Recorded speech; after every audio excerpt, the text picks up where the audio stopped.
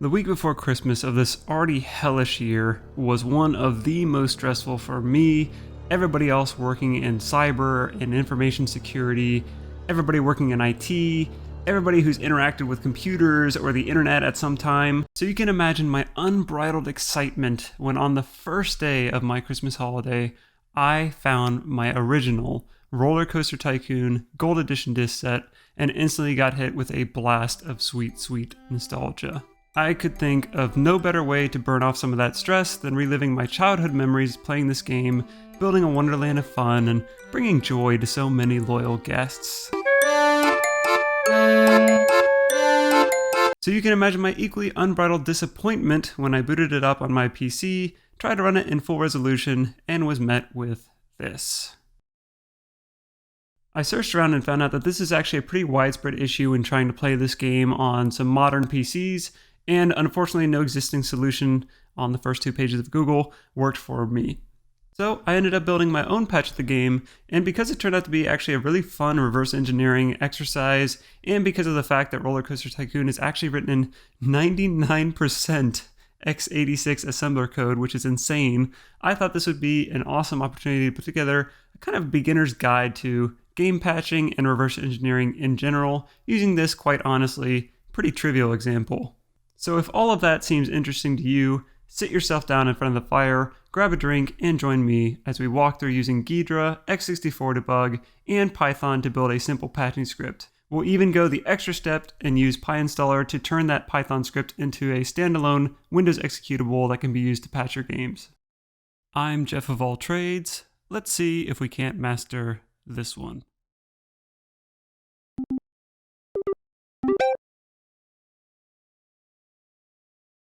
A quick disclaimer before we get started with this video. This tutorial is designed in mind for those who already know fundamental programming concepts and want to learn more about reverse engineering and/or game patching in general, those who are first diving in. As such, you'll get the most out of this tutorial if you already have experience programming in a higher level language, particularly C and C++, and if you already know a bit about assembly language and how computer programs compile and work at a low level. All of that said, I'm going to try and keep things as simple as possible throughout, and I will provide some learning resources in the description of this video as a primer. Also keep in mind that I am a master of none, and that you may and likely will have better techniques for accomplishing what we do in this patch, or tooltips for some of the tools we use. Don't keep them to yourself. Please comment, tweet, or leave an issue on the GitHub repo in the description of this video with feedback and suggestions. It helps me learn more, and it's going to help everybody else here learn more as well. Thanks for watching. I hope you enjoy. Welcome everybody, and thanks so much for joining me for this, my very first YouTube tutorial. I'm really excited to bring it to you. Also quite anxious. I really just want everybody to get a lot out of this video, and I hope this tutorial will be a nice, easy walkthrough and fun walkthrough for those of you just getting started in reverse engineering and perhaps game patching. So to start off, let's get reoriented toward the problem. And I talked a little bit about it in the introduction. We'll run through the problem again here, and we'll talk about the 2 sub-problems we're going to break it out into, which we'll solve in the patch we're going to build together. All I've done so far is install the entire Gold Edition set. So that's the base RollerCoaster Tycoon game, the Corkscrew Follies expansion, and the Loopy Landscapes expansion. And I'm not saying that to brag. I'm saying that because, well, for a few reasons. Number one, you're going to notice that if you've only installed the base RollerCoaster Tycoon game or only one of the expansions, you'll probably have a different file size and of course different file hashes than what we're going to work with today. More importantly, the addresses of the instructions and the data we're going to look at are going to be different based on which expansions you have installed. Now that being said, the instructions should still be in the program, they'll just be at different locations. And when it comes to building our patch is going to be address agnostic, so it actually won't impact the patch in this tutorial all that much. I just want to let you know ahead of time in case you get confused while we're looking through Ghidra or the debugger at the different addresses. So all that said, let's go ahead and run the program. This is again just the base installation folder I'm running out of here. And you can see when I first run, I get this default window, and I'm just going to start a tutorial game here to demonstrate. The windowed version actually looks fine so far. It's when we go to options and we try to move to any kind of full screen mode that we get this weird black clipping, and I can actually click around a little bit and it will go away. But every time the window gets repainted, like if I bring up a menu or something, it tends to come back. So it's no fun to play like this. And you may be thinking at this point, oh, well, just maximize the window and you can play in windowed mode. Well, the problem there is that it does work a bit better, but I'm locked into this kind of subset of my screen here. So therein we find our two sub problems. Number one, we're going to make a patch so that windowed mode we can maximize out to the actual full length of my screen or your screen at home. And two, we're going to implement a full screen version that actually works without any clipping here. And you'll notice that actually this time it looks fine. It's still in windowed mode. And I've noticed that, yeah, it's not very consistent when that black clipping happens. I'm not sure even what causes it, but the patch we're going to build is actually not even going to worry about the kind of low-level graphics functions. It's really just going to fix the problem so that we can play the game in full screen mode. All right, we're set up. We've identified the sub-problems we're going to tackle. The next thing we want to do anytime we're working with especially a patching scenario is make a copy of the file we're going to be analyzing so that we don't accidentally patch something or type over something and we have to reinstall the game altogether. So I've already created a little folder here where we'll store a copy of the game executable, and now we can basically do what we want with it. First thing, I need to start Ghidra. I didn't start that off the bat. I'll go ahead and start that up. We're going to start in the disassembler. Ghidra is the one I'm going to use. You don't have to use that one, but I've become partial to it since I played around with it a little bit. I'm by no means a master, so if you have tips that I don't hit on in this video, please let me know in the comments or tweet on Twitter or in GitHub, wherever you want to get a hold of me, and please share for the good of everybody else as well. We'll start in the disassembler, and the way I want to go about this is I'll walk you through a kind of manual static analysis of just looking at the code first for most of these problems that we're going to try to solve. And we'll also use the debugger at times to show alternate ways that are a little bit easier to walk through and just get some rounds in with the debugger to build some experience there. When we open Ghidra, we're going to be faced with this new project view, and I'll go up to File and just start a new project. It's going to be non-shared. No one else is going to work on this with me. It's already defaulting to that project folder I set up, and we'll just give it a simple name of rct_patch. All right, and then the only other thing we need to do is drag our copy of the executable in there. Ghidra is going to identify, or at least try to identify, the type of file, and indeed we're working with a portable executable built with x86 architecture for 32-bit. And I don't think we'll need any of the options here, not for our purposes at least. We'll leave those alone and we'll just accept the default settings. After that, Ghidra will spit back some metadata to us. Not too much to hit here. Maybe one thing to pay attention to is we are working with a little endian file. So keep that in mind when we read through the addresses. We're going to be looking at it in little endian format, and it'll be very clear when we come across that data because it will read a little wonky if you're not used to seeing that format. If you don't know what that means at all, in endianness and all of that, please see the description of this video. I'm going to try to include as many primers as I can about programming and assembly language and reverse engineering, all the things that I'm not going to cover in great technical depth in this tutorial. I'll put some resources there so that you can at least get a primer. All right, with that all loaded up, let's go ahead and double click here and we'll get the cool Ghidra animation there, and we should see our browser window pop up. First thing Ghidra is going to do is ask if we want to analyze this, and we will go ahead and do that. I'm just going to leave the default analysis. We probably don't need all of this stuff, but I'll just leave it as the default. We'll maximize this. It's going to take us several minutes for that analysis to complete, but at the end, we'll have a much cleaner view of the file. We'll have some labels that Ghidra will pre-populate for us, and it will just kind of clean up our workspace and make it easier to navigate this executable. While that's doing the analysis, for those who may not have worked in Ghidra, maybe you have never worked in a disassembler, or you've worked in IDA or a different tool, maybe a command line based disassembler, I'll just give you a quick orientation. Again, I'm not going to go into too much depth about the tool. It's really not, again, I'm not a master of it, and it's really not my intent in this video to kind of do a deep dive of all the tools. I really want to focus on the workflow of patching and kind of just building your own workflow for how to get started in reverse engineering. That being said, I will give you kind of a basic orientation here. So of course, the middle view we're looking at is just the raw assembly of the program. For example, if I go down here to the exports view and into the entry point of the program, we start to see that assembly language right there. Over on the right hand side, I have two windows opened up over here. One is the define strings, and this is all the strings. I think this is both Unicode and ASCII strings that are defined in the file. I will say for this file in particular, you're not going to see a lot of the strings that are used in the RollerCoaster Tycoon game.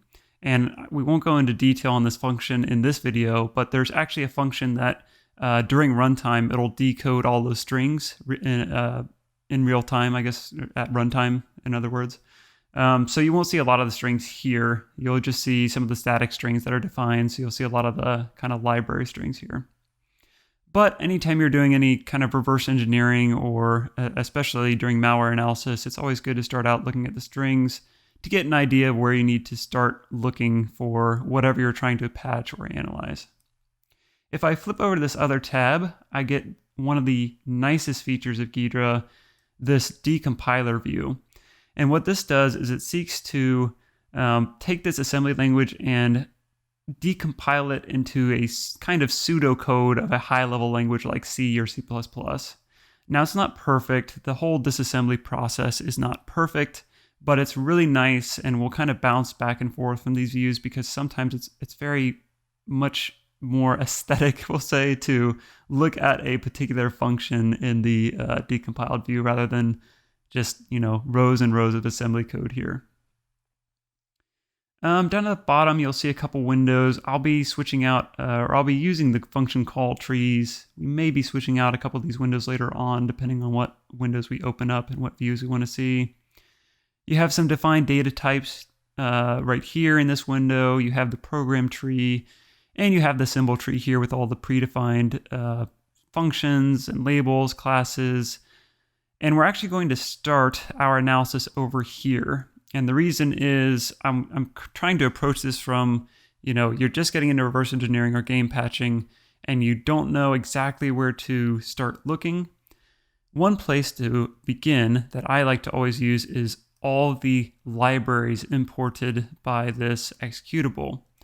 Typically, we know the problem we want to solve with a game patch, and we can start then looking at the library functions that are imported into this executable to look for where we might start to analyze the code and figure out how we can manipulate those libraries and other code in the executable to do what we want. In this case, we're dealing with a display issue, right? And even in a game like RollerCoaster Tycoon that's written in 99% assembly, they still have to use some of the Windows libraries to paint that window to the screen. And so where I might start with this project is looking for any kind of function that contains the word or snippet about display. So let's just try the word display in our filter and we don't get anything. Well, let's try DISP. Okay, a few things, but we're actually matching dispatch and disposition, so not really anything useful to our needs. Another key word we might use to filter is window, since we're looking at the functionality of the windows here. This search is much more fruitful. We get several functions imported to deal with windows, creating windows, destroying windows, flashing windows, checking if something is a window, getting a Windows position. So for our purposes of trying to implement that full screen mode and for fixing the maximization of the windowed mode, this is probably a good place to start. Now, you could go through and read up on these functions before you begin your analysis. Some people like to do the reading first and then explore later on once they have a better understanding. In this case, I already have a good idea that the CreateWindowExA function is the one we want to start with. That's the one that's going to be used anytime a new window is going to be painted to the screen. So if we double click on that, which I've done here, Ghidra will very nicely lay out any references to this function in the RollerCoaster Tycoon executable. So anytime the RollerCoaster Tycoon executable calls this function from that imported user32dll library, Ghidra will let us know by listing these cross-references here. So we have a total of 3. The next step is to figure out which function or which reference of those 3 is actually creating that default window we see when the game starts, because it's that window that we really want to try to fix so that the maximization works correctly, and we can also try to use that window to make it full screen. There's a couple ways you could go about this. Actually, there are several different ways you could go about this, and you'll find that rings true for several different tasks and reverse engineering in general. What we'll do is we'll just work from the top down, and again, I'm going to work through the manual way, the static way of doing this first, and then we'll go to the debugger and look at a kind of shortcut to doing this. But I think it'll build a lot more skill for you if you do this manually first and try to understand how to read this assembly in the decompiled view here. So I just double-click that first reference at the top, and let's take a look at this function call. So keep in mind, this function over here is in the RollerCoaster Tycoon executable, and it is calling that CreateWindowExA function that's imported from the user32 library. Let's go ahead and do some reading, just a quick brief skim of the documentation for that function. And I could do that just by Googling CreateWindowExA. You'll see I have several tabs open with some topics we'll discuss later. I did want to keep one tab just for Googling because I just wanted to be real with you all. A lot of the reverse engineering process is Googling things and reading documentation on Microsoft's website. So if we take a look at this function page, they have a nice short definition of this function, what it's trying to accomplish, creating an overlapped pop-up or child window with an extended window style. More importantly, we have a nice list of all the different parameters that this function expects and a description of all those parameters. So let's just read through a few of these. Really, it's these first, 1, 2, 3, 4, 5, 6, 7, 8 that we're most concerned about. Because what we're trying to accomplish here is just identifying which function call to create CreateWindowEx and RollerCoaster Tycoon is painting that primary game window that pops up. So let's take a look at the parameters. We have DWEX style, which is the extended style, which is basically just saying how the window is displayed to the user. We have a class name, we have a window name, and this is what shows up in that kind of, if you have a tool like Ghidra open, it's what shows up here. And I see that our analysis is finished. That's great. Another style, this is just the window styles. Keep in mind the first one was the extended window styles. We'll take a look at both of those. The X point here is where on the screen, combined with the the XY coordinates, where on the screen this window is going to be painted. For those of you who have worked with graphical interfaces before, you know that at point 0, 0, x equals to 0 and y equals to 0, that's at your top left up here. And then as you move down the screen, the y value increases. As you move to the right, the x value increases. So those are going to be really good for helping us identify where a window is being painted and then narrowing down which function call is most relevant to us. Perhaps even more useful to us is going to be the width and the height passed in. So this is going to be the width and the height to paint the window, and that's going to tell us how big that window is going to be. There are a few other parameters here. For our purposes, we really don't need to be concerned with them. But again, when you're doing any kind of reverse engineering, always good to go through MSDN, the documentation on Microsoft, and look at the function definition, all the parameters, and a lot of times you'll find examples there as well. Let's head back to Ghidra. So the analysis is finished. There are a couple warnings here, but those are fine. It shouldn't slow us down at all. So now that we're oriented a little bit to how this function is laid out, we know what these first 8 parameters at least are. We may not know what's being passed right now. You'll see there's a mix here. This variable here, which starts with DAT, is a predefined piece of data that's in RollerCoaster Tycoon. If I double click that, it'll take me to that location in the file. But you'll actually see that it's undefined for now. And that probably tells us that this is going to be, defined at runtime. So it's not defined right now because we're just looking at the static file. It'll probably be written to later. More on that in just a bit. But there are some other kind of breadcrumbs we can look at here to let us know whether or not this is the window we are truly looking for. First, though, it would be really nice if we could map the variables we're seeing passed in here to the parameter names that we see right here, so we could better trace that and we don't need to keep flipping back and forth through the windows. Ghidra will actually allow us to do this. It's also just a lovely feature.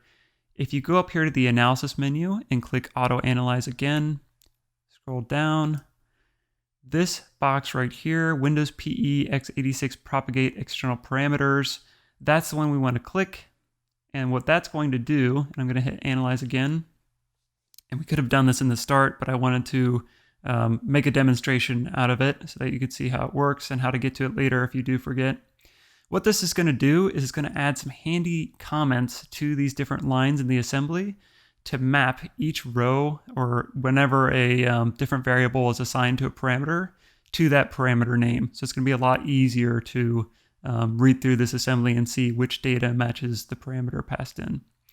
You can do that yourself if you tap semicolon, or if you right click and go to comments in Ghidra and set an end of line comment, you can do the same thing. So for example, if we go to where the function call is and work our way up, we know that this one that's pushed on the stack right here is the first parameter, which was that dwex style, I think it was. So I can make a comment here that says dwex style, and that'll show up there and it will stay with that parameter there. However, it's much nicer when we can get Ghidra to do it for us. So I'll go ahead and let that analysis finish. Again, I'm kind of skimming over, you'll notice, when I'm talking about the stack and pushing things on the stack and making function calls. If you're very confused by what I'm talking about here, again, this tutorial is made for those who kind of have a base familiarity with programming and assembly. If you're confused at this point, please see those resources in the description. Again, I'm going to be more focused on this workflow of patching rather than trying to teach you a crash course in x86 assembly language. So our analysis round is done, and now we see these lovely labels here telling us which line here corresponds to which parameter. So one of the more obvious telltale signs we can look at for a window is the window name, because again, that's going to come up in the title. So if I go back here and I run our RollerCoaster Tycoon game, I would expect the window name to be something like, wait for it, RollerCoaster Tycoon, because that's what title is displayed up there. So let's see what window name is being used in this particular call to CreateWindowEx. If I double click on that, I see it points to a string that says MSCTLS progress 32. Not exactly what we're looking for, and actually if you Google this, more Googling, you'll see that this is actually related to building progress bar style windows. So this is probably not the window we're looking for. Excuse me, but we're going to stay on this just to take a look at some other telltale signs that we'll look at in other functions. We could look at the X and the Y. However, in this case, let's see, the X and the Y are coming from two different registers here. We could work our way back. I think it's going to be easier to look at, how about the height here? So this is hard coded in at hex 154, which if I hover over here, I see is decimal 340 in pixels. I could also right click and go to convert and go to decimal to see that in a bit easier view and keep it there. So just looking at the height parameter or argument here, we know that this is probably not the function we're looking for out of the three references we saw, because I can tell you just by eyeballing this primary game window, this is a bit bigger than 340 pixels. So we can probably rule this one out at this point. Let's move back to where I'll just double click here, to the three different references to CreateWindowExa, and we've eliminated the first. Let's move on to the second. Double click here. Okay, much more simpler looking, cleaner looking. Let's do the same thing we did last time and take a look at what window name is being passed in, and that's this string here. It's not defined yet, so it's actually assigned at runtime.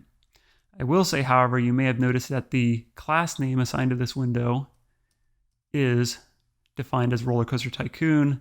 So this one might be a bit closer to the window we're looking for. Keep in mind that's the class name. That's not the title that shows up in the menu bar, but that is the class name, just another different breadcrumb to go off of. The X and Y for this function call, again, this is where the top left corner of the window will start to be painted, is at 0, 0, which means it's going to be in the very top left corner of my screen here.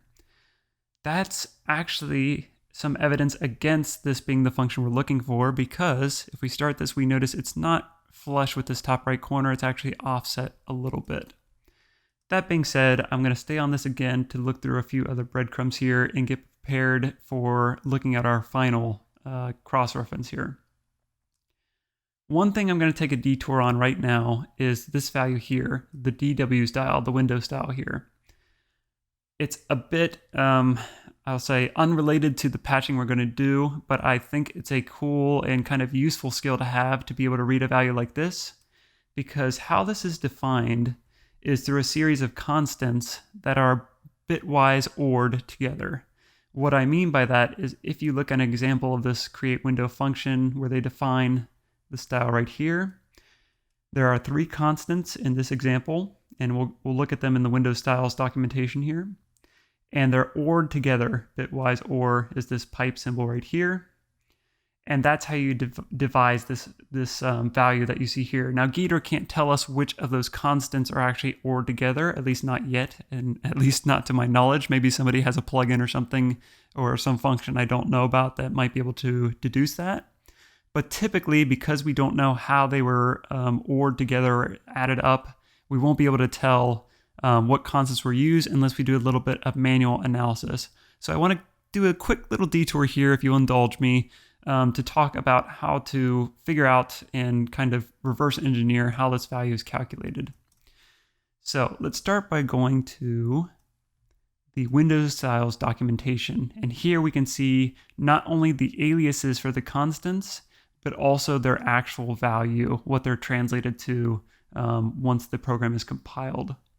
So can I get a good split screen here? Let's find out. There we go. Not exactly the prettiest, but it'll do for our purposes. Let's start with the leftmost bit here, and that's 9 in hex representation. So let's go to and see what 0x9 maps to. If I do a Control F on this page, I don't find a 0x9. And that's because 9 is actually a sum or a bitwise OR operation on 2 of these other constant values.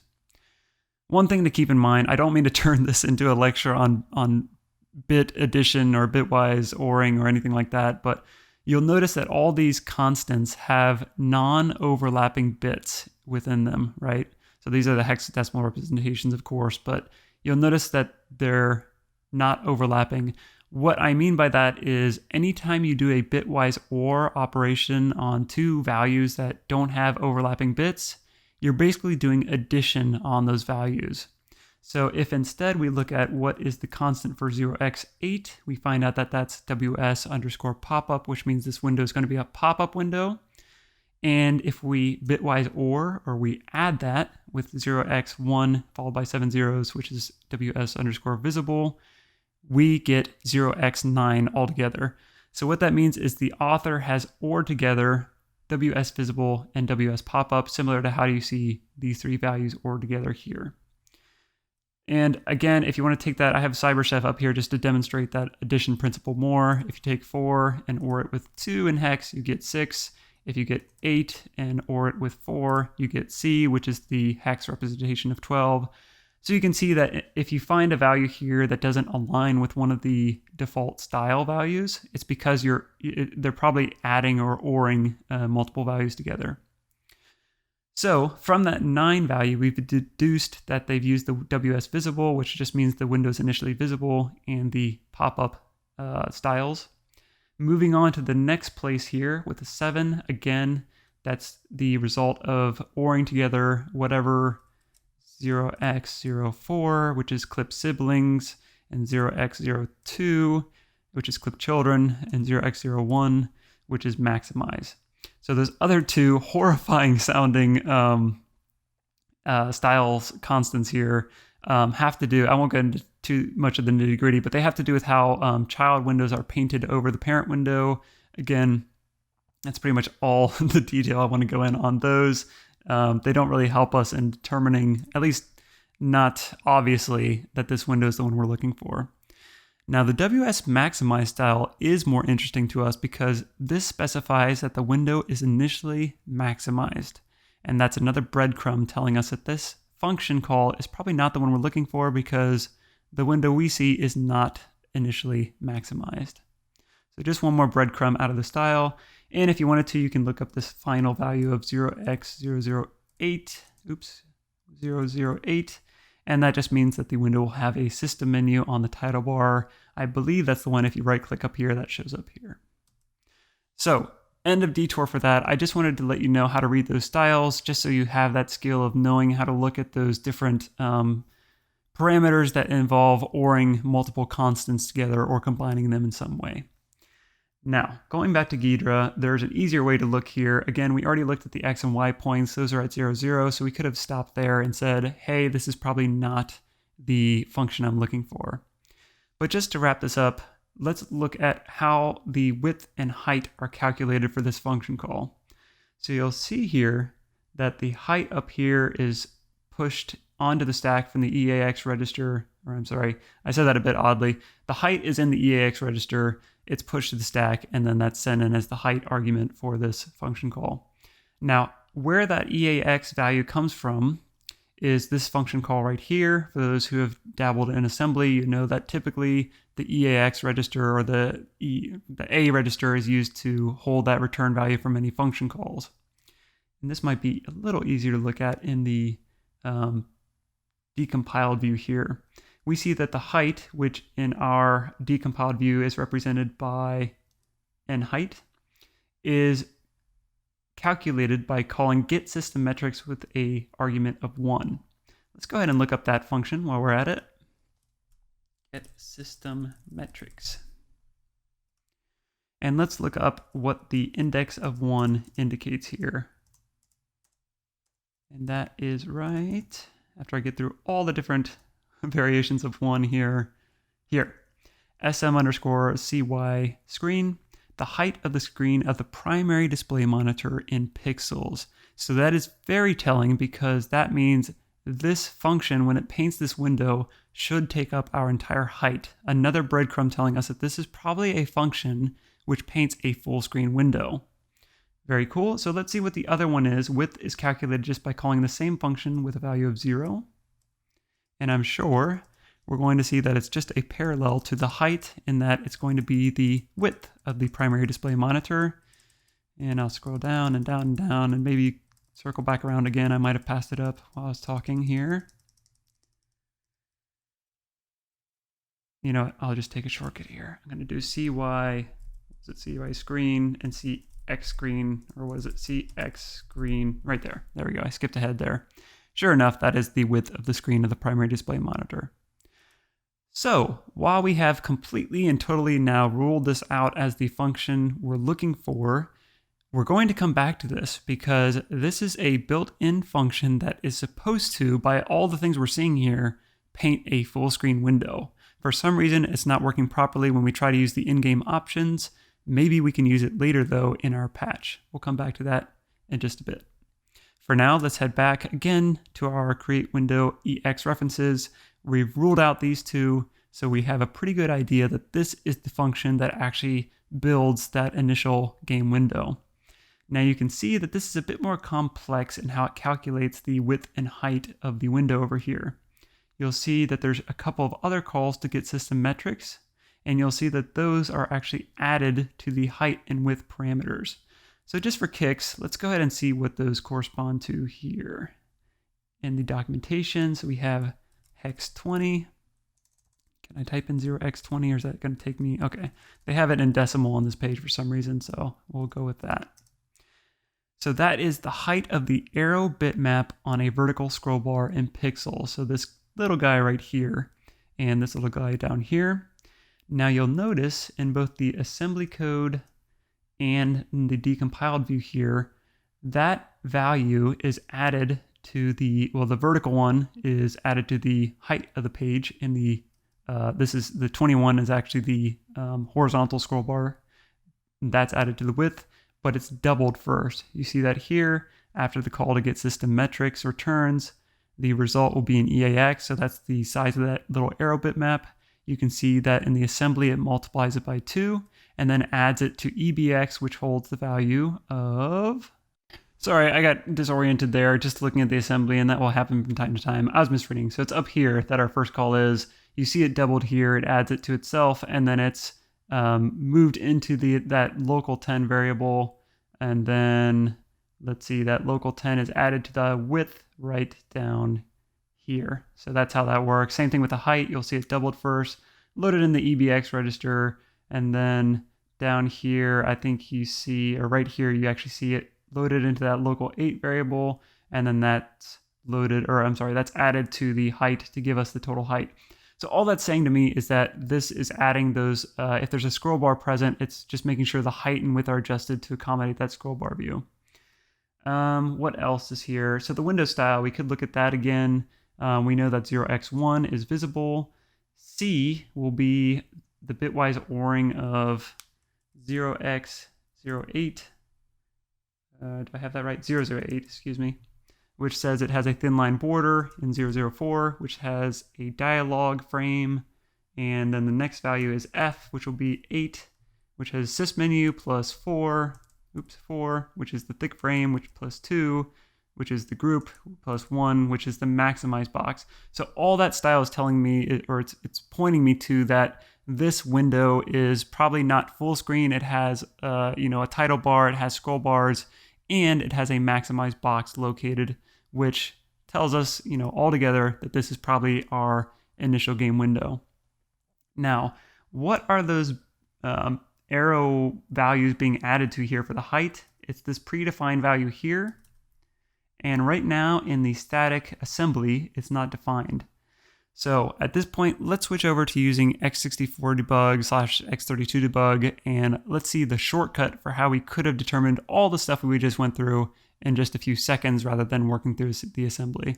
Again, I'm trying to show you both views just so you have a good idea of how to do it manually as well as while the program is running.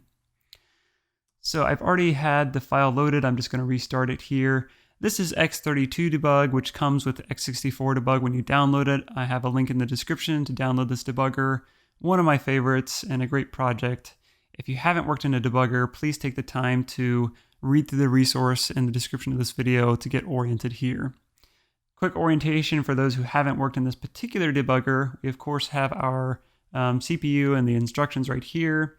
We have the registers over here, we have the memory dump down here, and we have our stack down in the bottom right corner here.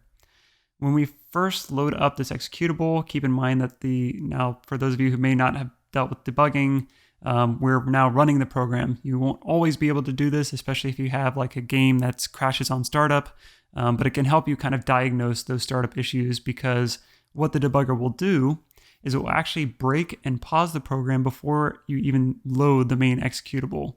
So right now it's just loading all of the kind of startup libraries that the executable is going to use. And if I hit F9 on my keyboard or this little play button here, now we're actually at the entry point of the RollerCoaster Tycoon executable. And you can see that up here it says module rct.exe. So let's roll back and work this from the very start, from when we started looking at the CreateWindowEx function. Instead of working through the assembly, how can we use the debugger to identify which version or which reference to that function is actually, painting that first initial window that pops up? The way you can do that in I keep saying x64debug because that's the primary program, but keep in mind, since this is a 32-bit program, we're using x32debug. I might say them interchangeably, just a heads up now so you get acclimated to it. In x32/x64debug, the way you can do this is by going either to the view modules view here, or if you hit Control-N, you can get to this view, which will show you all the different libraries that are imported while our program is running, as well as the program itself. We know that CreateWindowEXA is in user 32. I'm going to use my little search down here to filter down to that function. To determine where it's being called first, we can set a breakpoint. You can hit F2 on your keyboard, or you can right click and say toggle breakpoint. And now every time that function is called in this program, we'll get a break on it and everything will pause so we can take a look at things. So let's go ahead and now that we have our breakpoint set, we'll go ahead and run the program. And here we go. We've broken on the CreateWindowEx function. Keep in mind, the view we're seeing right now is actually within that function. So I want to skip. You can use this icon here to execute to the next return statement, which will bring us to the end of the function.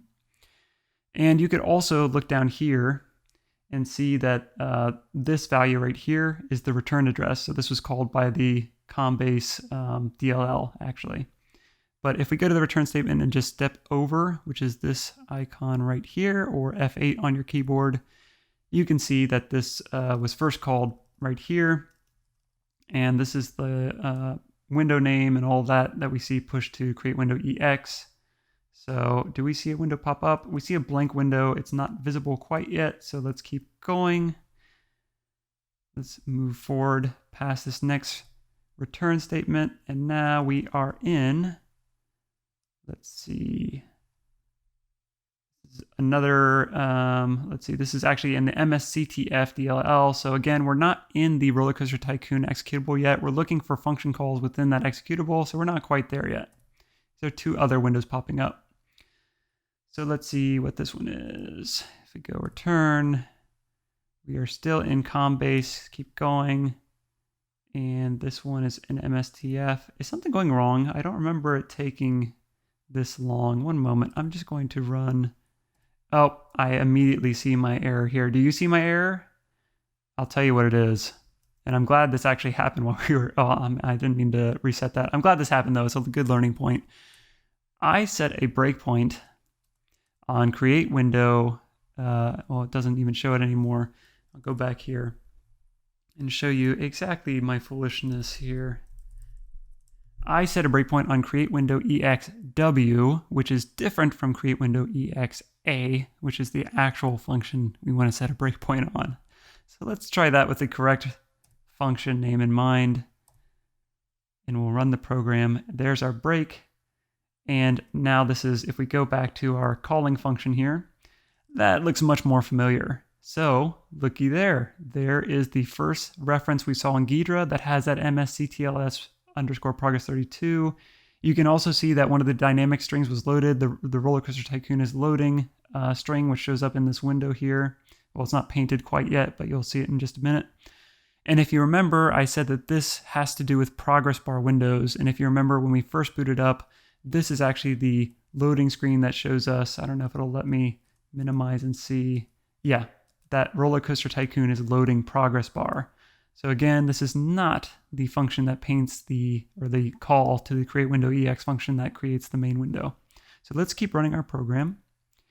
So it's updated one more time. I can look down here and see that it's again another progress bar function call. So this is again updating the progress bar. If I paint this window, let's see if it's painted fully. You can see it's still the progress bar window. So let's keep running again. Now this time we are being called from a different location. So let's skip and step back out into the calling function.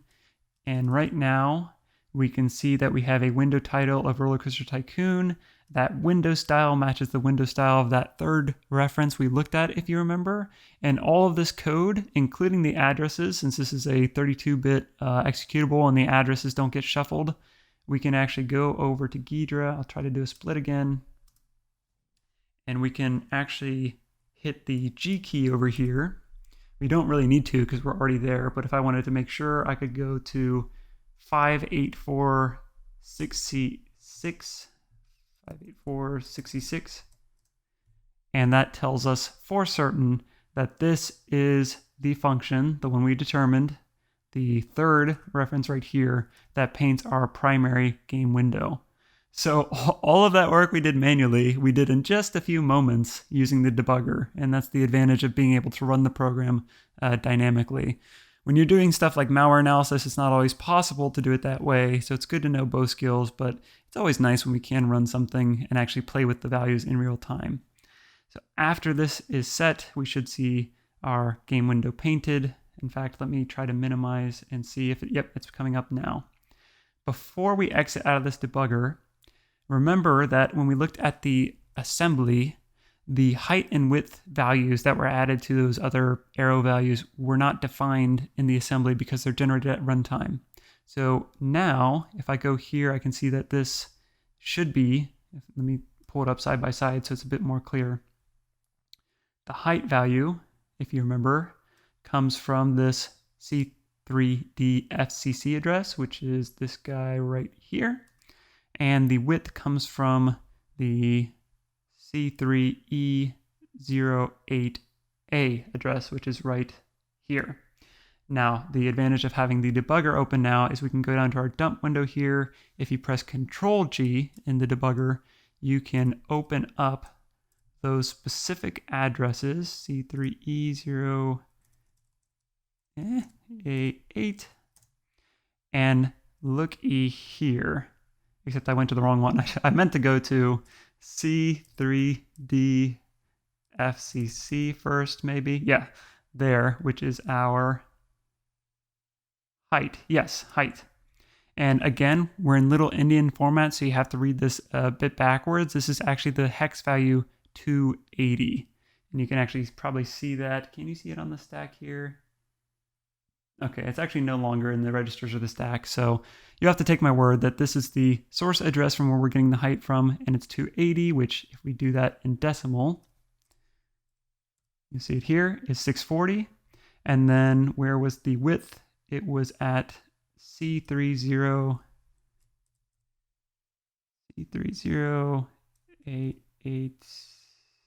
C3E08 rather, E0A8.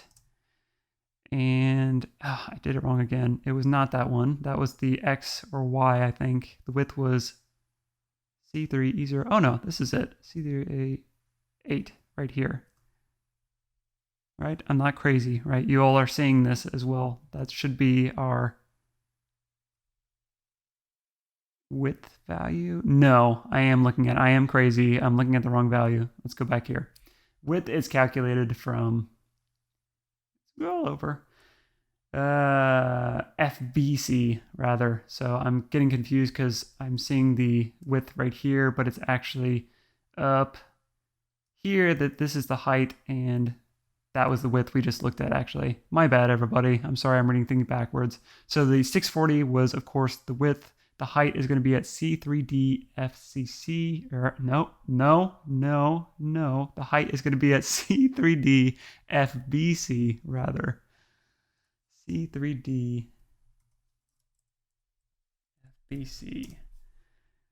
And I didn't mean to do that in that window. C3DFBC. In my defense, C3. There we go. In my defense, if you look at my clock here, it is quite late. It's been a long day. You'll have to forgive my errors here. Here we go. So we see our width, or excuse me, our height is 01E0, which in hex, so that translates to 1E0, which is 480. So 640 by 480, that looks much more in line with the window that we see painted there. But now the question becomes, where does that value come from? Because now we've identified, we've made some progress here because we've accomplished identifying where the function is in the RollerCoaster Tycoon executable that paints the primary game window. But we don't know where that width and height value comes from, and we need to find that out because that's going to help us solve the maximization problem for later. So let's tackle that next. Again, I'm going to show you the manual way first, and then later on I'll discuss a different way you could use the debugger to do the same thing. So let's step back here. If I click on this placeholder for, this is the width now, the width, Jeff, the width. Again, in Ghidra, you'll see that the value is undefined because it's established at runtime. But what Ghidra does do is it displays the cross references for this data as well. And these little R's here mean that this function that this data is referenced in, this function reads from that data. And this W means that this function writes to that data. So we want to home in on the one that writes to that data because that's where our height value is going to come from. So let's start there. Okay, we're kind of starting fresh here. We're not sure exactly what we're looking at, but let's first try to figure out how this function later calls our createWindow function. And to do that, we'll take a couple steps backwards actually. But first, I want you to take note of this function address 584AE2. Let's go back to CreateWindowEx and our now determined that this is the primary game window. In fact, if we wanted to, another nice feature of Ghidra is we can actually, if we go through to function, edit label here, we can say function main game window or something like that, just to let us know, and it will keep it like that throughout the whole disassembly here. Down this bottom left corner, I see the function call trees that lead to this function. So these are all the functions that call this function here. And I'll go ahead and expand that out one more layer here to see all the functions that call those functions. Another way you could look at this is by going up here to window and function call graph. It has a nice graphical representation that you can break out. One thing I neglected to mention too is sometimes it's easier to look at these functions in a graphical format as well, the control flow. And if you go to the function graph view, you can see what that looks like. So you have nice little jumps outlined here and the code is broken up in blocks. We'll use this in just a second because there's a data structure we'll come across that'll be a lot easier to read in that view. But I digress. Let's go back here to the call trees here. So the function where our height was defined or written to was this guy right here, which then calls 58cbc4, which is right here. If the parameter 1 passed into this function is 1, it will set this value to 0 and then call our function here, cbc4, which then calls the main game window function. So we've kind of tied back the place where the height is defined, which is right, now I have to go back to what, I can't remember the address was. Our height was this guy, right here. And he was written to here. And so that gets the value of whatever the third parameter passed into this function is shortly before that main game window function is called. Okay, so now we know that this height value, along with the width, which is this guy right here, comes from the parameters passed into this function. So let's go up and see where this function is called from. And interestingly, it's called from several different places, but you'll notice that in the address space, they're all fairly close to each other. Let's take a look at what that looks like. And it's going to be a bit easier to look at this assembly in the decompiled view here.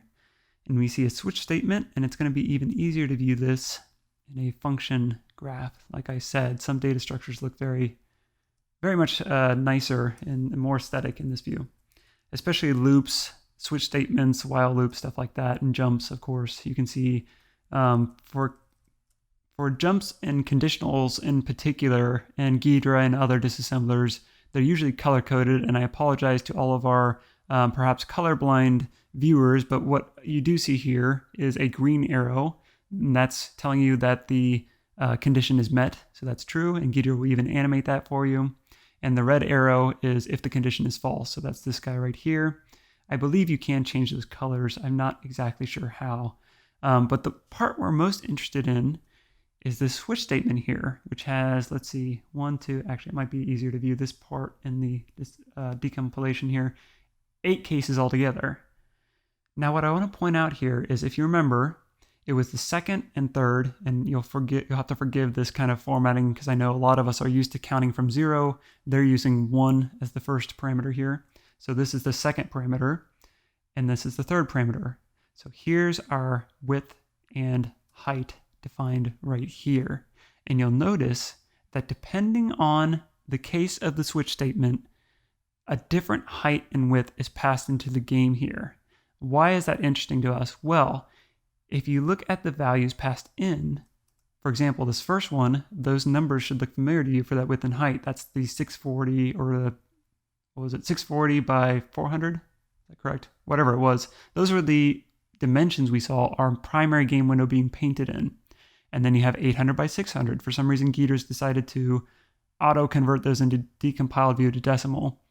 You have 400 by 300. If you look at 400 by 300 in decimal, that is, what is it? 768 for the height, and then 1024 for the width. So these are all typical ratios for different windows, or for different, I should say, resolutions for windows. Why is that interesting at all, Jeff? Well, because the switch statement probably is used when the player selects a different option to paint different styles of windows. So that's an interesting finding for us. We're kind of at the source of where these windows get created and how they're manipulated and painted. And maybe we can hijack this function here in our patch to paint the window the way we want it to be painted. That's why this all is kind of coming together as important here. But first we need to figure out which case maps to the default case, because that's the kind of, that's the main window we want to mess with, is the kind of default game window that pops up here. To do that, we could look at the different code here, and we can see that here's the same values we saw in the debugger. But let's take a look at this second and first case too, because they actually point to two different predefined variables located at these addresses, and sure enough, we see that these, I should say, are the same dimensions we saw in our debugger. And look here. Do you know what these two values are? If you remember, those addresses were used back here, passed into that function as well, and those are assigned to, let's see, these addresses here. And if you look where those are read from, actually I'll just spoil it for you. Those are the X and Y values. We really kind of glossed over those when we looked at this function, but those are the X and Y values that are pulled in when that window's painted right here. And you can see it's written to right there from param 8 and 9. Sorry, I was pointing at the wrong parameters there. 8 and 9 there. So that's interesting because if you remember, those were set in that first call up here to 20 for both of them right here. Predefined values for 20, 20. That means that it would arrive, the window would be painted right around the place where we saw our main game window painted. And if I'm reading this correctly, those are only used in this first case and this second case. What the heck does that have to do with anything? You'll notice that the rest of these all have an origin at 0, 0 for those parameters for X and Y. So that tells us that one of these two cases paints our main window. Very cool that we were able to discover that. The only difference that I see here is that one uses or passes the first parameter of 1, and one passes the first parameter of 2. And if you remember back in this function, the function we're primarily concerned about that paints that main window is only called when that first parameter is equal to 1. So by manual analysis, we've now determined that it's this first case of the switch statement that calls our primary game window, our default game window here. What this case 2 might be is maybe a full screen version of the same proportions for that window or something like that. It might be a different variation, and these might be different options that the player can choose. In fact, we can now test this when I show you the easier way to determine this by going back over to our debugger. Let's go back over there. And if you'll excuse me for just a second, I'm going to take a drink because I can feel my voice fading here. Alrighty, so this time we want to set a breakpoint. Now that we know where that switch statement is, we're going to set a breakpoint on the part that actually kind of initiates the switch. So this address right here, where a jump is made based on the value of whatever parameters being passed into this function. So let's copy that address out of Ghidra again, because this is a 32-bit executable, and I don't have ASLR turned on, the address shuffling turned on for this. You're going to see that it matches whatever address is in the debugger. That might always be the case, by the way, for different executables you'll analyze. We'll set a breakpoint right on that jump. We'll run the program. I'm going to go ahead and remove our jump or our breakpoint on the CreateWindowEx. And at the first jump, our value is EAX times 4 plus whatever, blah, blah, blah. So basically, we can consider that, let's see, 0, I guess, case 0. Let's see if that holds up. That moves us to 57FD5B. Let's go back to our Ghidra part here. 57FD, just type it in. 57FDFB, I think it was. Did I get that wrong? Probably did. 57FD5B, rather. 57FD5B. So that is our case 1, if I'm reading this correctly. I don't know why my decompiled view isn't kind of catching up with where I'm pointing. Yeah, so that's our case 1. I thought we would have seen, oh, I'm sorry, it's probably because it was added to that other variable there. Anyway, it doesn't matter. It doesn't much matter here. We can see that the default case is that case 1, which is what we kind of deduced from looking at the code itself. And after this function call, when I step over one more time, we should see our primary game window beginning to be painted there. So very cool. So let's take this experiment a little further and go in and start a game again. And this time, okay, so we see it again. This time, it's actually got a value of 2. So let's see where that takes us. And that takes us to 57FDF3. That's 57FDF3, which is our case 3, actually, which is interesting. So that actually calls a different version, which the same dimensions, so there's not too much there, but it seems like it calls something differently, and it seems like this window should be painted at 0, 0 instead. So it's interesting that we'll see if it's actually painted there once we run here. So what's happened now? Interesting. So whatever window it just tried to paint, it didn't seem to paint actually. Or maybe it did and it just wasn't meant to be a visible window. So maybe that was some other window we're seeing, like an in-between window of a loading screen or something. Now we're back at case 0 in any case. And if we keep running the program, our game starts and we're back at that kind of 640 by 400 or 60, whatever it is, the default dimensions that we saw there. If I go to options, let's test our hypothesis by selecting a different option. Let's say 1024 by 768. Now we have a value of 4 in EAX, and that takes us down to 57FE5F. Back in Ghidra, 57FE5F. That is, oh, nope, 57FE5F. There we go. That is indeed our case 5, and that's our 1024 by 768 full screen mode. So we basically used the debugger to very quickly confirm our hypothesis that we got from the manual analysis. Again, this is a bit of a detour, or not a detour, I should say, but the long way was a way of walking you through the manual analysis, but this is a shortcut to get you to the same conclusion in a much quicker time if you're just working with the debugger. So that's very cool. We didn't have to do that to confirm that the switch statement handled all the different resolutions, but it helps to confirm that so we know this is the primary function we're going to be working with for anything related to displaying the window to the user. So let's scroll down here. I'm going to go ahead and stop the debugger for now.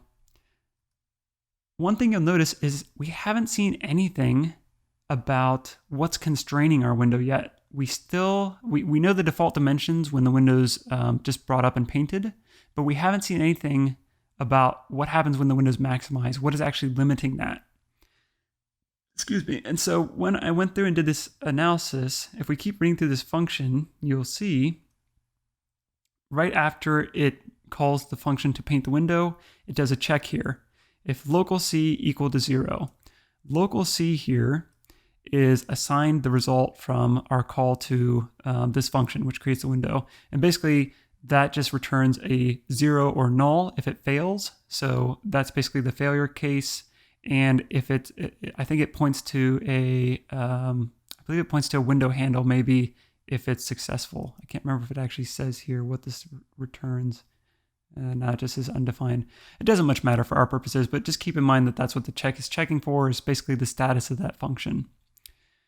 If it is successful, there's another check run right here that's a bit interesting, mostly because of the values being used here. So it's checking this local parameter or variable here. And you can see that depending on the resolution, that gets assigned the, the width. And then the local 10 parameter or variable gets assigned the height of the window that we just painted. Now this check is checking to see if that local 8 is greater than 0x500, which in decimal is 1280. Same thing with local 10. It checks if it's 0x400, which in decimal is 1024. And if it is not less than or equal to those numbers, it assigns them those numbers. Why am I saying that in such a weird way? It's because what this is probably doing is constraining our window. It's basically saying if the height and width are above this resolution, go ahead and lock it down to this resolution.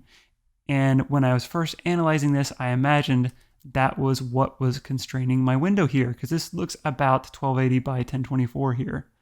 My screen, by the way, is 1920 by 1080 for perspective, the one I'm working on now. So again, we could go through Ghidra and look to see how these local variables are used later on. So if we scroll down here, we can see that they're assigned to a data portion here during runtime, and that's used later. For this portion, I'm going to show you the easy way, since we already went through and kind of looked at, how to trace the code and do it the hard way in Ghidra. For the sake of time, let's do it the easy way. Hi there, it's Jeff from the future, much wiser Jeff. I said that this was going to be easier to do in the debugger. I misspoke. It's going to be much easier to do this part in the disassembler. So let's do just that. To recap, we think that these two values are capping out our width and height of our window, at least the maximum width and height. To confirm that, let's look at how they're stored and where they're used next after they're defined here, or set here, I should say. So they're stored in the local 8 and local 10 variables in this decompiled view. Those are then stored in C3ECE0 and C3E848 in the program. And they're undefined here because all that happens at runtime. These addresses, though, are only read in one place. So if we can look at that one place and see how these values are being used, we may be able to confirm that these are the values that are kind of restricting our min and max window sizes. So let's look here. And wow, this is a doozy of a function. In fact, if you pull up the function graph, you'll see this is quite complex. A lot of if statements, some switch statements.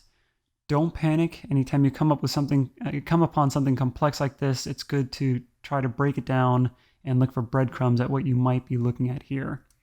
So let's get back, see if I can get my decompiled, there we go, view back to where these values are being used. These are R2 capped width and height values, and they're being assigned to what looks like maybe an array here or an address that's part of this function here. Now take a look at this condition that has to be followed in order for this all to happen. If param2 is less than 0x25, if it's equal to 0x24. So this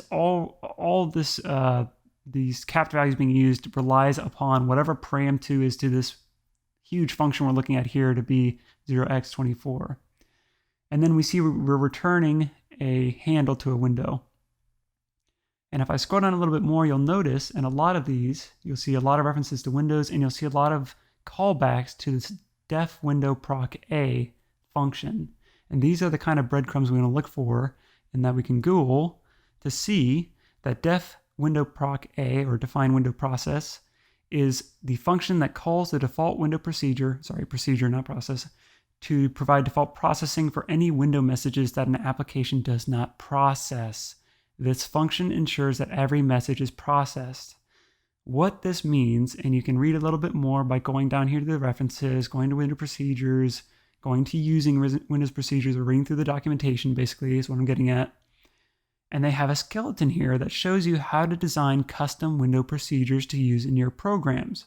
And what these do is anytime an action is done to a window, like you maximize it, or you create it, or you destroy it, you may want to add some custom code to assist in cleaning up the window or doing something custom when a message is sent to that window from the user. A message, just, an action that the user has taken in simplistic terms.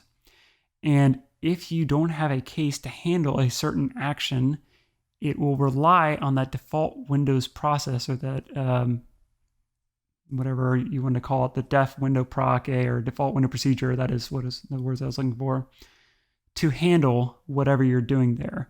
And if you look, you basically, receive a message, you have a switch statement, and then based on whatever that message is, you run the code. Let's compare to what we're seeing here, and we see a very similar structure to that skeleton we just saw. So we have a function that returns a window object. It receives several parameters, and what happens is that second parameter, which I don't know if this is just a coincidence, but it aligns with that U message. You'll notice that the other parameters are, including that one, are undefined. I don't remember if the other ones, I don't know if these are accurate. I don't know what these translate to, but anyway, the point is that this function here is aligning very much with the kind of window procedure function outline that we see here. And if you go through, you can see that param2 is indeed being treated as if it's a message identifier. You can see that if it's less than 10, if it's equal to xf, you can update the window rec validate. How do we know what those constants translate to? Of course, there's a table. Sorry, I accidentally Alt F4'd myself out of my Firefox session there, or something happened that closed it. Anyway, we're back where we were now. Pay attention to this message code right here on this page on hotkey.com, which shows all the different constants here. 0x24 is the message identifier, if you go back here, that when that is met, a certain set of code is going to run to handle none other than get min max info. And sure enough, this is the same message ID we see defined here, 0x24, to handle min-max info. So that, my friends, is probably enough for us to conclude that our hypothesis was right, and that the dimensions we saw back here after the window's painted are probably cap dimensions, and those are the ones that we need to change if we want our windowed mode to work at a maximized level. And that's exactly what we're going to do in our patching program. Before we go there, we still have to handle the whole full screen deal of actually playing the game in full screen. Well, to do that, there's a couple ways you could go about it. You could try to patch the default values that, if you remember, or not those, but here, if you remember, these were defined in the program as the default values that the window's painted as. You could try to patch those and then patch over these, set these to 0, and then back in our create window function, you could change the style to paint a full screen window as opposed to a windowed version of that. And that's actually the first approach I took until I realized that we can actually swap out this version of the main game function with the earlier reference that we determined through analysis of the code is actually meant to paint a full screen window. Because these have the same return value, they can be used interchangeably. There's nothing else they modify that can't be used interchangeably. So in fact, when we patch the executable, all we're going to do is change this call back to, if you remember, this guy right here, I think it was. Yeah. This is the piece of the game that calls that main game window function. We're going to switch that call from the address of this function to the address of the other function. We'll call it, let's just go ahead and label it something else so we can kind of keep track of it here. We'll do label. Oops. Oh, well, is that what I want? I guess so. That'll work. Function full screen, we'll just say. Yeah, that works. We're going to set the address of that call for the main game window to that full screen window instead. And that is going to call a full screen pane of that window.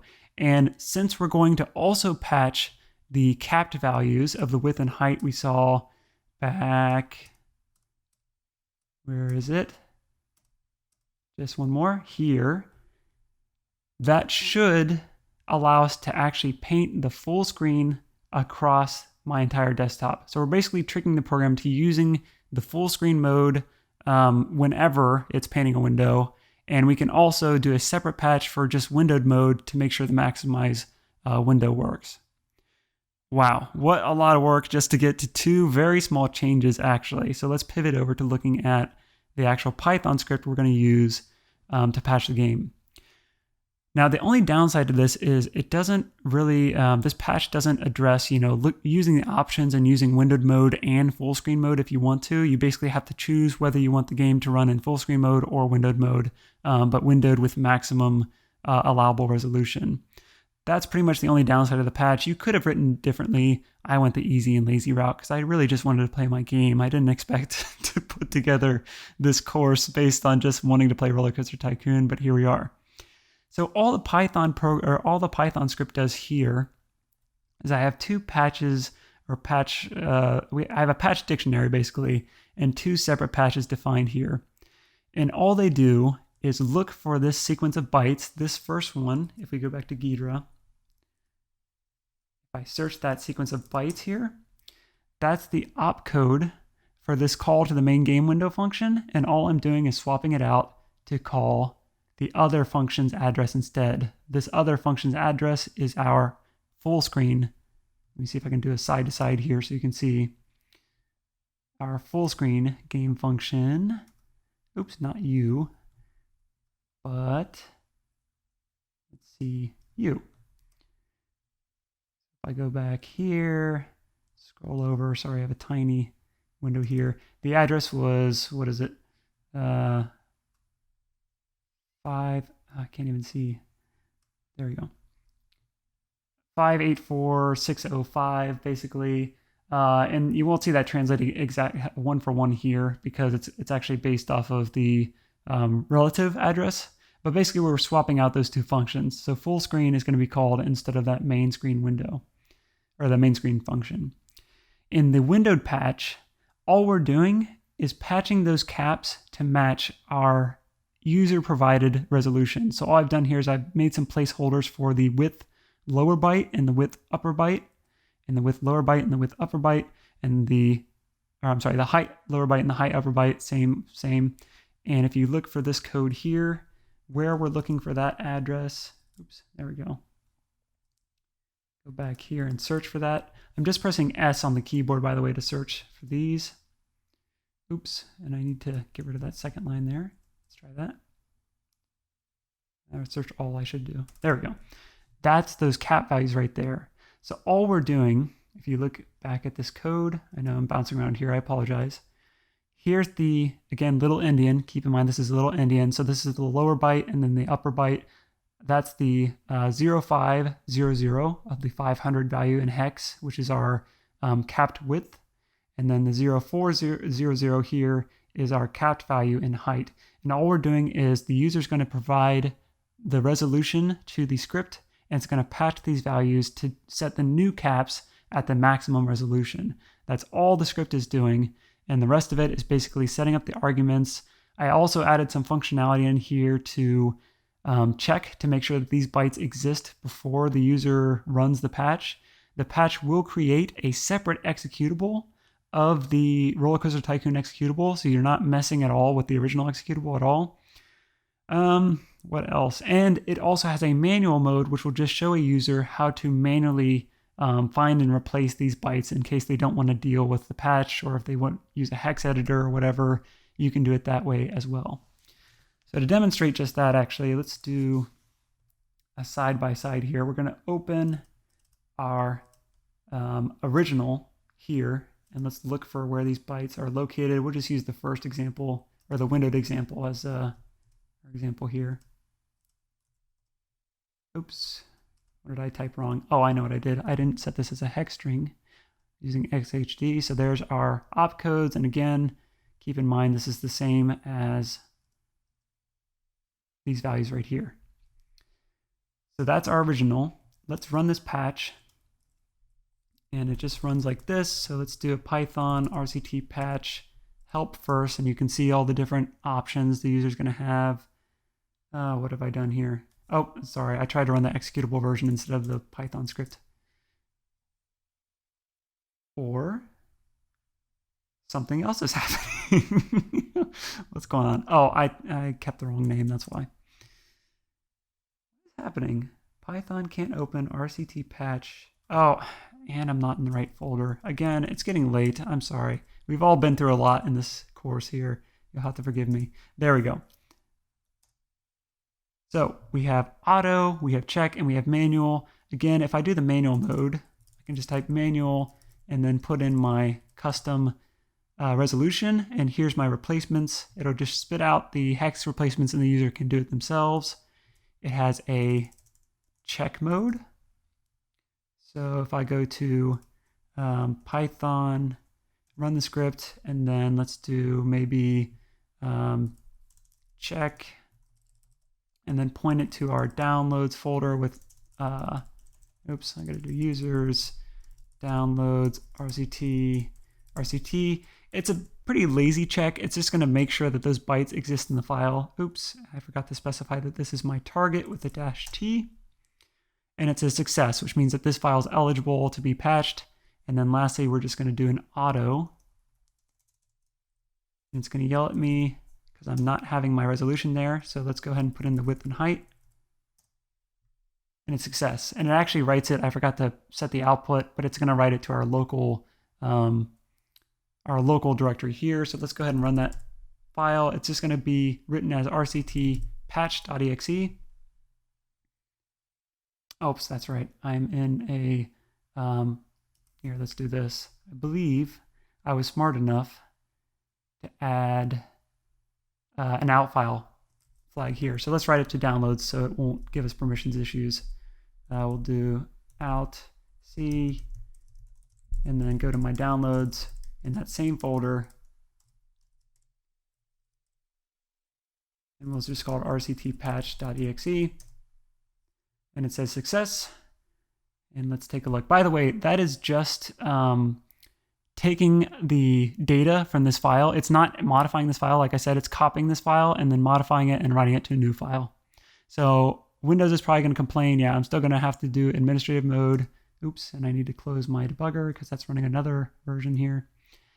Because it's patched, but it shouldn't be a problem as long as you give it permission. And look at that beautiful full screen RollerCoaster Tycoon. That's lovely. Now let's try the windowed mode only. And to do that, we just have to modify it slightly and just add a tac W here. Oops, it's fine. And we'll see if the windowed mode patch worked. Indeed. I said indeed way too early. Let's try to actually run the thing before I get cocky. The maximization works, and we can play in maximize windowed mode.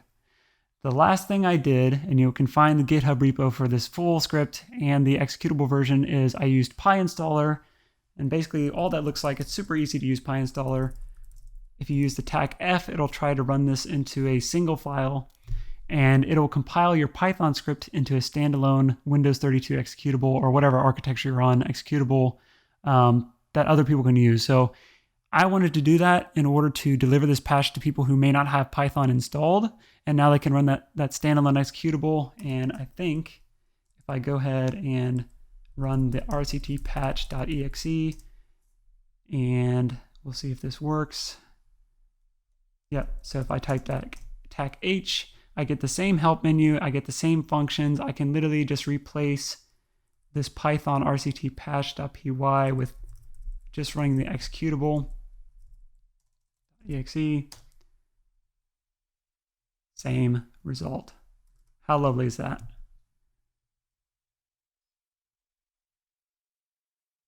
All right, and that is everything. That is everything, and I know it's been a journey.